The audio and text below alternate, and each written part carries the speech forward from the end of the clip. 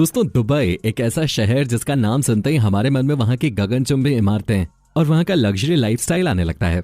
Dubai आज एक ऐसा शहर बन चुका है जहां पर जाकर बसना आज हर इंसान का सपना बन चुका है। यहाँ की पुलिस भी लैम्बोर्गिनी और फरारी जैसी कार्स यूज करती है। लेकिन दोस्तों, सोचने वाली बात तो यह है कि जो देश साल 1960 तक केवल एक बंजर रेगिस्तान हुआ करता था, जहां एक समय में केवल रेत ही रेत हुआ करते थे, वहां पर आज आसमान को चीरती हुई ऊंची ऊंची बिल्डिंग्स मौजूद हैं, जहां पर ठीक से खेती भी नहीं हो सकते थे। उस शहर में ऊंची ऊंची इमारतें मौजूद हैं, जहां पर इंसान का चलना भी मुश्किल हुआ करता था। आज वहां की सड़कों पर एक से बढ़कर एक लग्जरी कार्स दिखाई देती हैं। दोस्तों, दुबई एक ऐसा शहर है जहां पालतू जानवर के तौर पे लोग कुत्ते बिल्ली को नहीं बल्कि शेर और लेपर्ड को पालना पसंद करते हैं। दोस्तों, एक समय था जब दुबई के पास खुद का पीने का पानी भी नहीं हुआ करता था। उसके बाद भी दुबई आज वर्ल्ड की सबसे डेवलप्ड सिटीज में से एक कैसे बन गया, और इसके पास आखिर इतना पैसा कहां से आया? आप में से बहुत से लोगों का मानना है कि वहां पर तेल के बहुत से भंडार हैं, जिसकी वजह से दुबई आज इतना अमीर है। लेकिन दोस्तों, आपकी जानकारी के लिए बता दें, दुबई की सिर्फ 1% जीडीपी ही तेल पर निर्भर है, और दुबई की इकोनॉमी में तेल का रेवेन्यू सिर्फ 5% का ही है। दुबई की मैक्सिमम इकोनॉमी रियल स्टेट और टूरिज्म से चलती है। आइए दोस्तों, जानते हैं दुबई से जुड़ी कुछ ऐसी ही हैरान कर देने वाली बातों को। लेकिन उससे पहले अगर आप नए हैं तो इस चैनल को सब्सक्राइब करके बेल नोटिफिकेशन को जरूर ऑन कर लें। तो चलिए शुरू करते हैं। दोस्तों, अगर आज से 22 साल पीछे जाएं तो दुबई के पास केवल रेत के अलावा कुछ और नहीं था। लेकिन दोस्तों, कहते हैं ना कि अगर कोई व्यक्ति अपने सपनों के प्रति वफादार हो और अपने सपनों को सच करने के लिए दिन रात एक कर दे, तो सपनों को हकीकत में बदलने में समय नहीं लगता है। दोस्तों, एक ऐसे ही शख्स हैं दुबई के प्रेसिडेंट शेख मोहम्मद बिन रशीद, जिन्होंने दुबई को आज रेत के मैदान से सीधा गगनचुंबी इमारतों में बदल दिया है, जहां जाना आज लगभग हर इंसान का सपना है।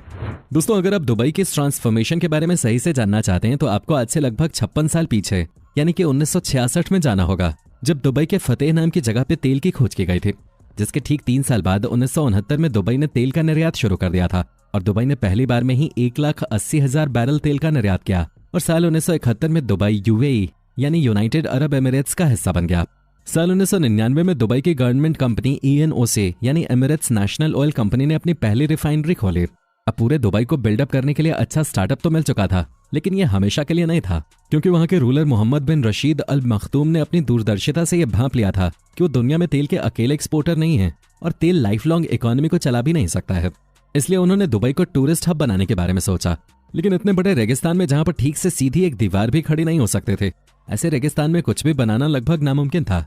लेकिन दोस्तों, शेख रशीद वो इंसान है जिनको नामुमकिन शब्द अच्छा नहीं लगता, इसलिए उन्होंने दुनिया भर से एक से बढ़कर एक इंटेलिजेंट आर्किटेक्चर्स को ढूंढा और उनसे हर तरह से सुझाव लिया। दुनिया भर के कई बड़े बड़े आर्किटेक्चर्स को बुलाकर वो मजबूत बिल्डिंग्स को बनाने में सफल तो हो गए, लेकिन उन्हें ऊंची ऊंची बिल्डिंग्स को बनाने के लिए बहुत सारा पानी चाहिए था। लेकिन दुबई तो एकदम सूखा था, जिसके लिए कुछ इंटेलिजेंट आर्किटेक्चर्स ने उन्हें बताया कि पानी अभी भी रेत के कई किलोमीटर नीचे दबा हुआ है, जिसे निकालने में बहुत खतरा है और ऐसा करना लगभग असंभव भी है।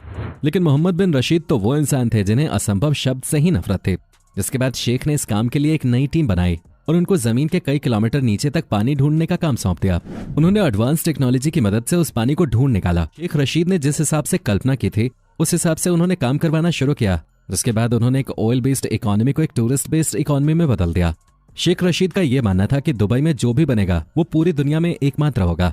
ऐसा करने से उनका उद्देश्य सिर्फ ये था कि वो चाहते थे कि पूरी दुनिया से लोग दुबई में उन इमारतों और उन जगहों पे घूमने आए, जिसके चलते उन्होंने कच्ची जमीन पर दुनिया की सबसे ऊंची इमारत बुर्ज खलीफा को बना डाला। इसी के साथ इन्होंने दुनिया का एकमात्र 7 स्टार सर्टिफाइड होटल भी बना डाला, जो कि दुनिया का तीसरा सबसे ऊंचा होटल है। दोस्तों, दुनिया की सबसे ऊंची इमारत बुर्ज खलीफा, जो कि आज पूरे दुबई की शान बढ़ाती है।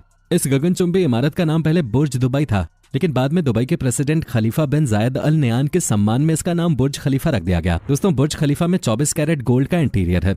इस बेशकीमती इमारत के पास आज 14 वर्ल्ड रिकॉर्ड्स हैं, जिसमें दुनिया का सबसे ऊंचा रेस्टोरेंट, दुनिया की सबसे ऊंची लिफ्ट और दुनिया का सबसे ऊंचा स्विमिंग पूल होने जैसे बहुत से रिकॉर्ड्स इस इमारत के नाम शामिल हैं।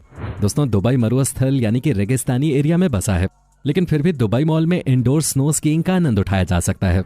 दोस्तों, आपकी जानकारी के लिए बता दें, डिज्नीलैंड जो कि अमेरिका में है, एक बार शेख राशिद ने कहा ऐसा डिज्नीलैंड हमारे देश में भी होना चाहिए, जो दुनिया का सबसे बड़ा डिज्नीलैंड हो। फिर क्या था, इसके बाद उन्होंने समुद्र के बीचों बीच दुनिया का सबसे बड़ा मैनमेड आइलैंड बना दिया, जो आज पाम जुमेरा के नाम से पूरी दुनिया में जाना जाता है। यहाँ हर रोज 2 लाख लोग घूमने आते हैं।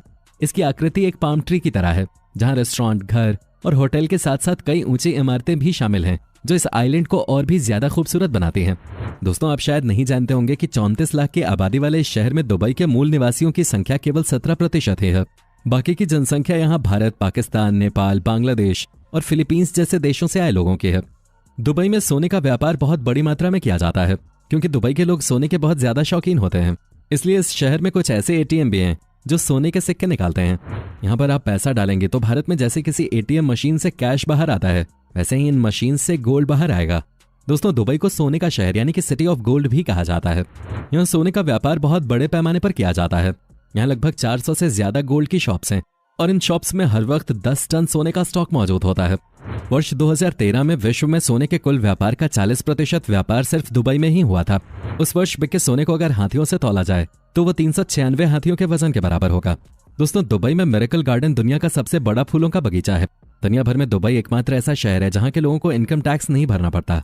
दोस्तों, दुबई में under water hotel, under water bridge और अंडर वाटर टेनिस कोर्ट भी मौजूद है। दोस्तों, दुबई में या तो दुनिया की सबसे बेहतर चीज मौजूद है या तो कोई ना कोई बेहतर चीज वहां बनाई जा रही है। यहाँ ऊंची ऊंची इमारतों को बनाने का काम कभी रुकता ही नहीं है। इसके लिए यहाँ कई ऊंची ऊंची क्रेनों की जरूरत होती है, जिस वजह से दुबई को सिटी ऑफ क्रेन्स भी कहा जाता है, क्योंकि दुनिया की 27% क्रेन्स सिर्फ दुबई में ही मौजूद हैं। दोस्तों, दुबई में सबसे पहले 2009 में ऑटोमेटेड मेट्रो ट्रेन चलाई गई थी जो 74.6 किलोमीटर की दूरी तय करती है। ये वर्ल्ड की सबसे लंबी ऑटोमेटेड मेट्रो है। इसको बनाने में 18 महीने का समय लगा था। 18 महीने में ही यहाँ 42 मेट्रो स्टेशन बना दिए गए थे।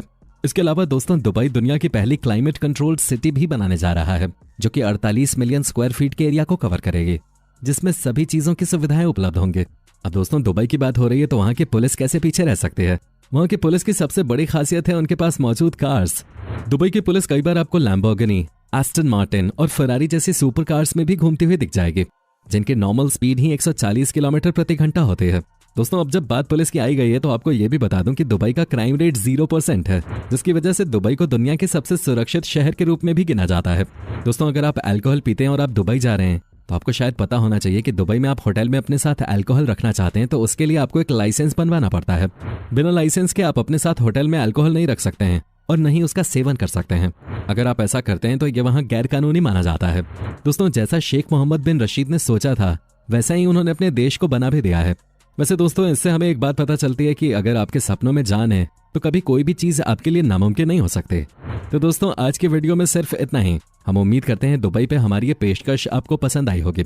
आप इसे लाइक करके अपने दोस्तों के साथ जरूर शेयर करेंगे और ऐसी ही और वीडियोस के लिए इस चैनल को सब्सक्राइब करके बेल नोटिफिकेशन को भी जरूर ऑन करेंगे। धन्यवाद।